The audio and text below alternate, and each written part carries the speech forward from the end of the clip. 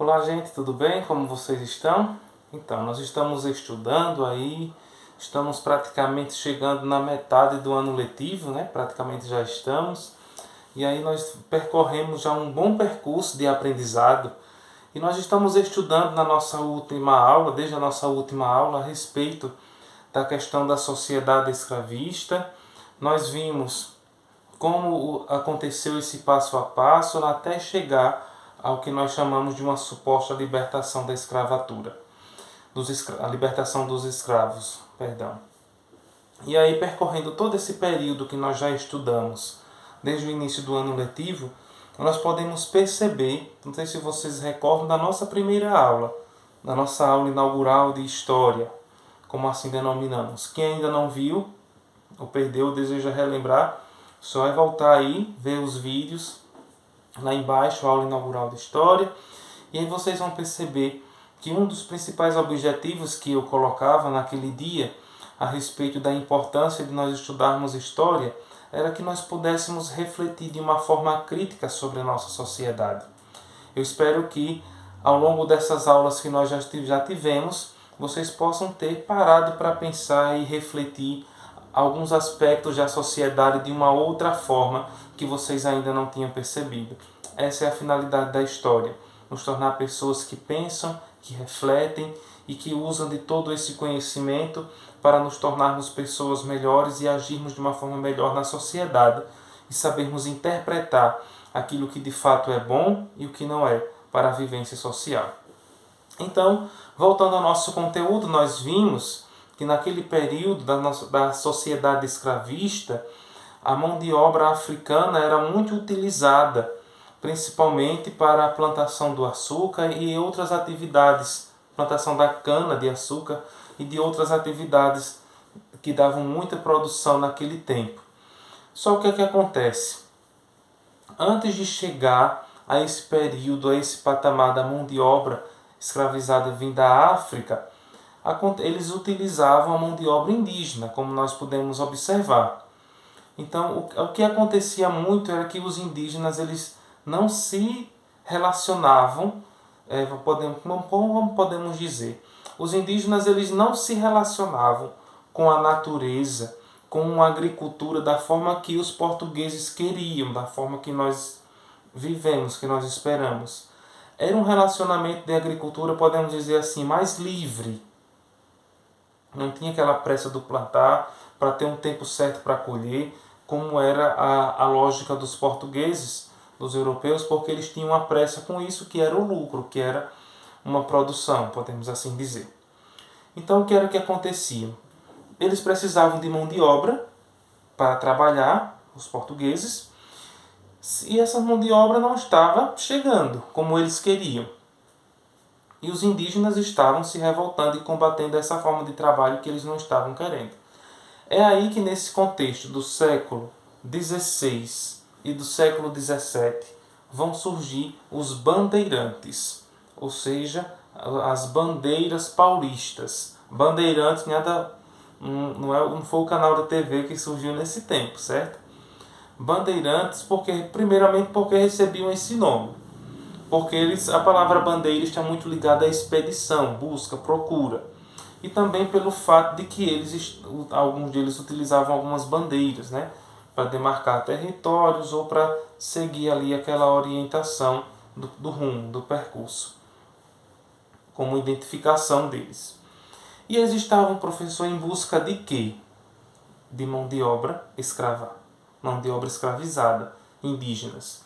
Então, qual era o objetivo dos bandeirantes, das bandeiras paulistas? Eram expedições para capturar indígenas para o trabalho escravizado.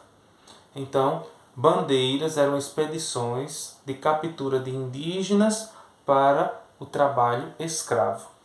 Então, isso aconteceu principalmente no estado de São Paulo, devido à má qualidade do solo, à distância e à relação entre os povos europeus. Então isso impedia de certa forma que a lavoura crescesse, que eles plantassem melhor. Então eles queriam também explorar outras regiões. É onde eles vão fundar aí outros povoados. E por volta aí de 1553, depois que subiram a Serra do Mar, naquela localidade, os padres jesuítas Manuel da Nóbrega e José de Anchieta, eles chegaram ao Piratininga e originou aí, dando início à formação do povoado de São Paulo. Então o que é que acontece? É nesse contexto que vão surgir as expedições, as bandeiras, em busca tanto da mão de obra como de novos territórios para plantar, porque nem todos os solos que eram dados àquele, vamos dizer assim, aos donatários, aos governadores gerais, depois, nem todos aqueles solos eram bons para plantar. Então eles estavam em busca de novos solos. Então daí essas expedições, essas bandeiras. E o principal objetivo dessas bandeiras, ou dos bandeirantes, primeiro era a captura indígena pelo trabalho escravo. Depois eles passavam a capturar escravizados fugitivos, principalmente os africanos, os negros, que fugiam. Eles formavam esses grupos, essas expedições para irem em busca. E foi uma dessas bandeiras, uma dessas expedições que chegou a destruir, vamos dizer assim, o Quilombo dos Palmares, que era um dos objetivos, a destruição dos quilombos. Depois era mapear, descobrir novos territórios. Mesmo que esses territórios tenham sido determinados pelo Tratado de Tordesilhas, lá em 1494, eles não se contentavam com aquela divisão. Se você tem alguma dúvida, volta aí nas aulas anteriores que você vai muito bem observar, principalmente na aula que fala sobre o domínio português, o domínio espanhol. E a procura também por pedras preciosas. Então, resumindo, qual era o principal objetivo das bandeiras paulistas, dos bandeirantes? Capturar a mão de obra escrava indígena, depois capturar os africanos, os negros fugitivos, destruir os quilombos, explorar novos territórios e a procura por pedras e metais preciosos. E nós vimos depois que um dos motivos que fez a concorrência, a questão do açúcar cair aqui, como centro do comércio e das vendas, foi o surgimento e a busca por metais preciosos, inclusive o ouro e tantos outros. Então, nessas expedições, nessas buscas, no local onde eles se estabeleciam, onde eles conquistavam, mapeavam, exploravam aquilo ali, passavam a dominar, eles cultivavam algodão, a cana-de-açúcar, o milho, a mandioca, o trigo, criavam animais, e a mão de obra era escrava, indígena. Eles não pagavam por isso. Aquelas pessoas que eram capturadas eram obrigadas a trabalhar daquele jeito porque eram escravos e acabou. Então, essa falta de mão de obra, eram muitas terras e precisavam plantar muito, foi o que levou eles a capturarem os indígenas. Quem ia nessas bandeiras passou a ser chamado de bandeirante. Então, o que é que acontece? Eles passaram a capturar os negros e os indígenas, inicialmente, em territórios cada vez mais distantes. Então, eles capturavam em Minas Gerais, em Goiás, em Mato Grosso. E tinha algumas organizações de padres jesuítas que eles formavam pequenas comunidades que eram chamadas de missões, onde eles viviam com alguns indígenas e catequizavam, levavam a eles a fé católica, a fé cristã.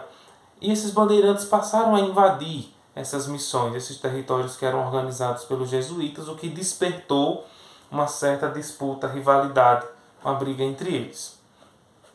Então, esses ataques se tornaram comuns a partir do século XVII, provocou vários conflitos. Então, a procura por escravos indígenas ela chegou a aumentar devido à crise do abastecimento de africanos escravizados também. Já houve uma fase inicial, onde a mão de obra era indígena e que eles capturavam através das bandeiras. Depois vem o trabalho africano, do negro africano aqui no Brasil, escravizado.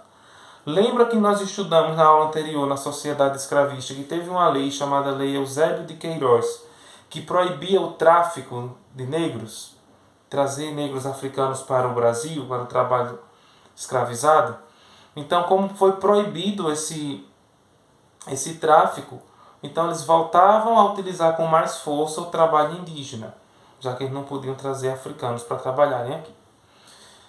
Então, o que é que acontece? Essa crise vai crescer até que, a partir de 1630, quando os holandeses conquistaram Pernambuco, então as principais praças portuguesas fornecedoras de escravos da África começaram a sofrer também por conta do domínio holandês.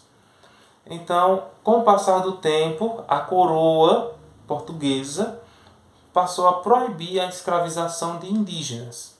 Só permitia no caso de guerra justa, ou seja, quando alguma tribo procurasse atacar algum colono, algum colonizador. Mas apesar disso, apesar dessa proibição, a escravização dos indígenas continuou sendo um conflito entre os jesuítas e os portugueses, né?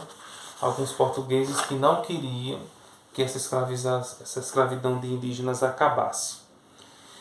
Como era que viviam esses bandeirantes? Eles levavam dessa caminhada deles, que não era uma caminhada assim de uma semana nem duas, chegava a ser de meses ou até, em alguns casos, de anos.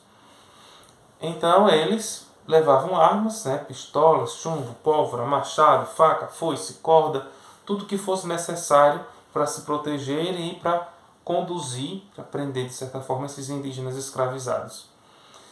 Eles geralmente aprenderam alguns costumes dos nativos, dos indígenas, principalmente eles andavam descalços, né, em fila indiana, porque eram matas e aí tinham que ir desmatando para poder seguirem aquele caminho, em sua grande maioria dos territórios. Os colonos, eles aprenderam dos indígenas algumas técnicas, como a caça e a coleta, a localizar alimentos e água, a usar ervas curativas, a reconhecer a aproximação de animais perigosos. Eles ainda aprenderam com os indígenas a fabricar canoas com troncos de árvores, a manejar o arco e a flecha e a construir habitações improvisadas. Então alguns elementos da cultura e das habilidades indígenas eles passavam a adquirir também. Só lá na metade do século XVII é que vão se intensificar as bandeiras. Mas as bandeiras a partir desse século XVII têm uma característica diferente, que era a busca mais por metais preciosos e ouro. Então aí é onde vão surgir as bandeiras de prospecção. O que foram as bandeiras de prospecção? Eram a busca por metais preciosos e ouro. Mas para finalizar esse nosso conhecimento de hoje, eu queria abrir aqui uma reflexão a respeito de um fato que nós vimos aqui, que foi a escravização de indígenas. Não vou nem falar dos africanos, porque nós já falamos na outra aula sobre sociedade escravista e cultura afro. Mas veja, os portugueses eles escravizaram os indígenas porque acreditavam, os portugueses se achavam superiores aos indígenas. Achavam que os indígenas eram de uma raça inferior. Mas aí vamos pensar, o que é que leva um povo a achar que é superior a outro povo? Se nós somos todos iguais, independente da cor, da pele, onde vive, do credo, da profissão, ou de sei lá tantas outras coisas que a sociedade queira rotular uma pessoa. Nós somos todos iguais. O fato de vivermos diferentes às vezes, de termos costumes e hábitos diferentes uns dos outros, não nos torna melhores do que ninguém. Somos todos iguais. É uma pena que a nossa sociedade ainda hoje não entende isso.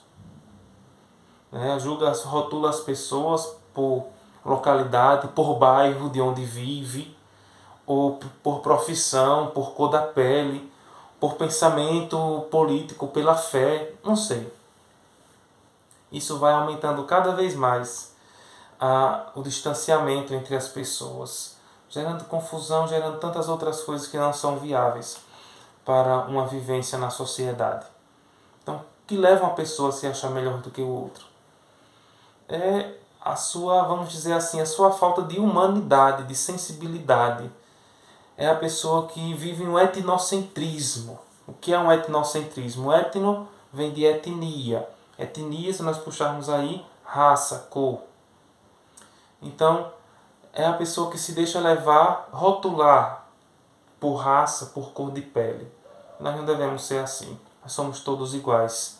E iguais no sentido de dignidade.